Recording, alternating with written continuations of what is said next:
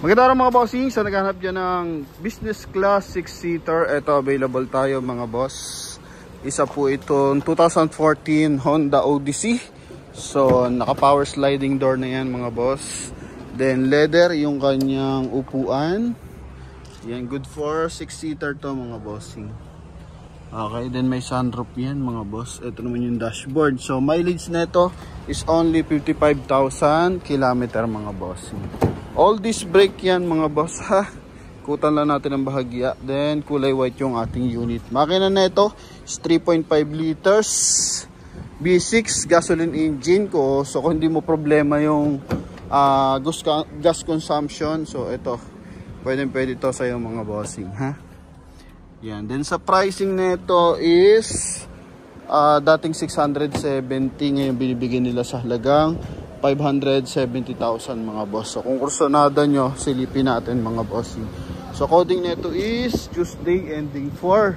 So naka-projector yung headlight, then presentable yung kanya mga lens. So wala naman siyang basag, tsaka naninilaw. Ganun din yung fog light. Then chrome yung front grille. Yan mga boss, may liner siya ng front grille. Tapos may 2-eye sensor.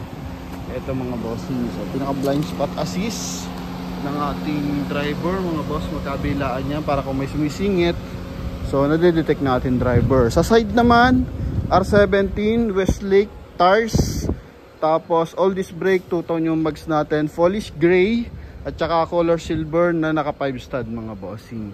And sa side mirror may signal light siya mga boss, chrome line dito sa ating window funnel mga bossing. So ito lang yung mga minor issue niyan, rubber. So normal naman yan sa Odyssey. Minsan nga dito pa no? Then chrome din sa kanyang door handle. Punta tayo sa interior. So naka power seat to mga bossing. Yan Yan, power adjust. Okay. And same time, yung kanyang power sliding door. So pwede mo siya manipulate dito. Yan mga boss. Nakikita mo sana sa side mirror. Yan. Then ito yung switch. Sa kabila naman, dito rin, click mo lang. Then dito. Yun mga bossing. So kung sakay ka dito, so sobra elegante ng datingan mga boss. At same time, pwede mo rin siyang i-off. Okay, and bukod pa dyan, yung ating power tailgate. Yan. Mga boss. Oh. Ano din siya. May access din yung ating driver. Pagdating naman sa steering wheel, so leather to mga boss. Makapal yung mga leather, may mga expired na nga lang na part ng mga boss, no? And same time, baliktad pala. Ito mga bossing is naka cruise control, hands-free connection para sa ating 1DIN OG system. Pero reverse parking camera, meron yan dito mga boss, I think. Yan nakaangat lang yung ating mga bossing. Backdoor panel, tababa natin. So ang galing yan mga boss. Dan dito naman, so meron din siyang pang open dito. Yan. Ito naman yung button. So tinuturuan na natin yung ating mga viewers and buyers kung paano gamitin yung kanilang magiging soon to be dream car. Yan. Naka automatic climate control, kulay beige yung interior mga bossing. Pagdating sa safety features, may airbag dito, may airbag sa side, tapos sa likuran meron din siyang airbag mga bossing. Yan, papakita natin mamaya katabi ng headrest. Sa upuan, so naka leather mga bossing, may armrest.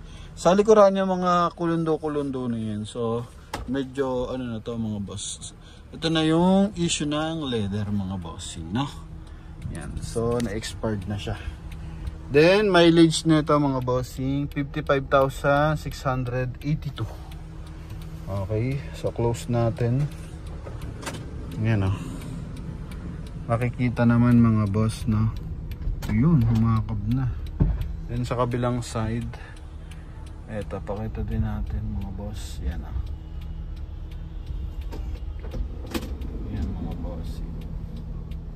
So yan, kung may sasakay sa inyo bababa, napaka easy lang, kumbaga napaka special ng datingan ng ating Honda Odyssey. Same time, wala siyang handbrake kasi naka-foot brake yan.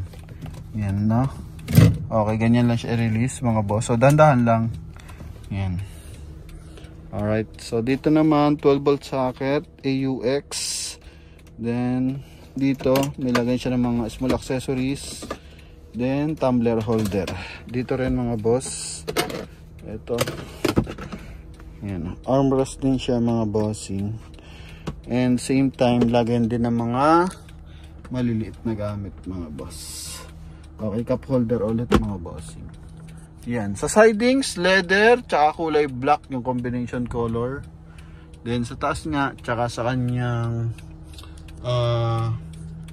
upuan is kulay beige mga boss.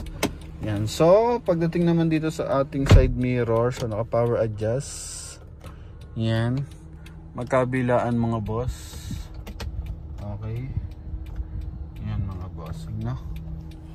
So window, check natin. All goods naman ang window. Yung kabilaan. Dito rin. Yung mga boss. Okay, so puntahan natin is yung kanya second row. So doon tayo.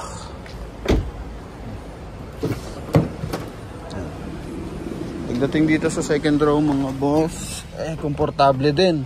So kung yung driver may button din doon, dito may button din tayo. Okay, bilang pasahero. And same time is may option pa. So kung di mo dito nakita, napansin na meron dyan, dito pwede.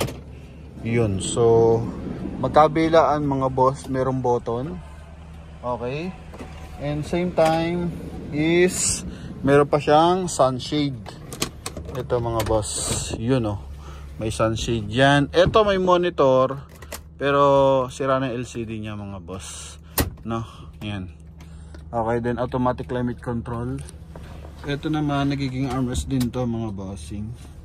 So, hindi natin lang mababa.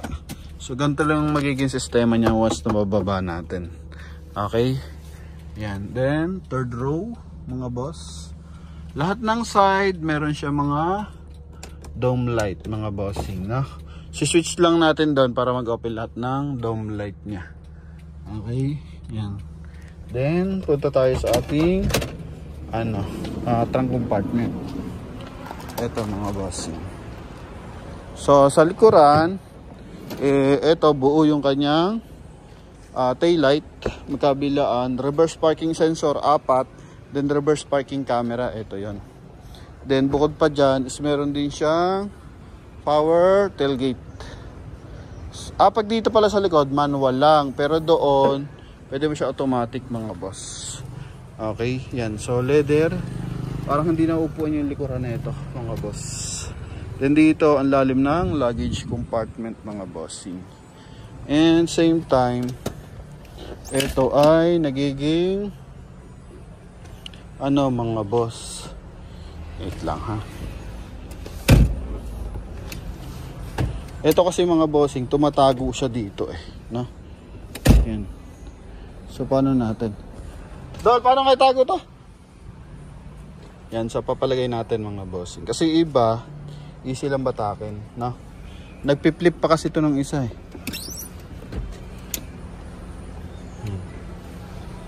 Ito yung instruction, no? Sabay. Yun, no? Okay.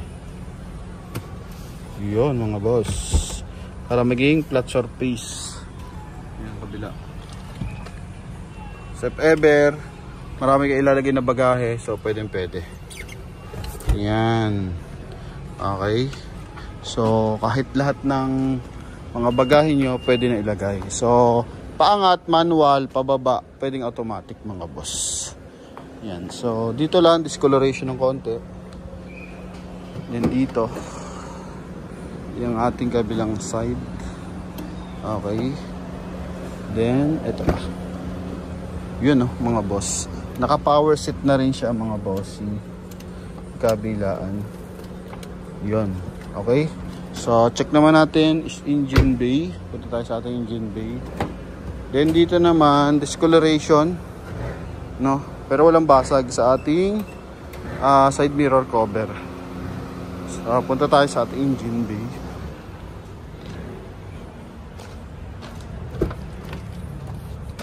Ito yung pang open mga boss, baka hindi mapansin. So dito, ito discoloration din mga boss, scratches pala, sorry. Then sa tint, yan o, quality na yung tint natin mga boss ha. Okay, ito naman yung ating engine bay. So 3.5 liters na gasoline engine mga boss, no? Yan, so malinis na yung ating makina. Buo yung insulator, buo yung ating hood mga boss. Yan mga boss. Then wala na siyang insulator mga boss. Pero meron siyang engine cover. Yan. So battery yung gamit, Motolite Gold mga boss. May cover lang ng air intake mga boss, no? Yan. So sa mga bar natin interesado, ito yung ating Honda Odyssey 2014 model. So pwede nyo makuha sa halagang 570,000 mga boss. So sa mga interesado, pwede nyo tumawag sa ating contact number na sa screen. Connected ng ating Viber and WhatsApp. So bale, marami na tayo na bentang Odyssey. 11, 10, 12 mga boss. Tapos ito 14, tapos 16 at saka 15 model mga boss. Nakabenta na rin tayo niyan. So kapag Odyssey, so mabilis lang makuha sa atin mga boss. Kaya sa mga bar natin interesado, so tawag na mga bossing ha.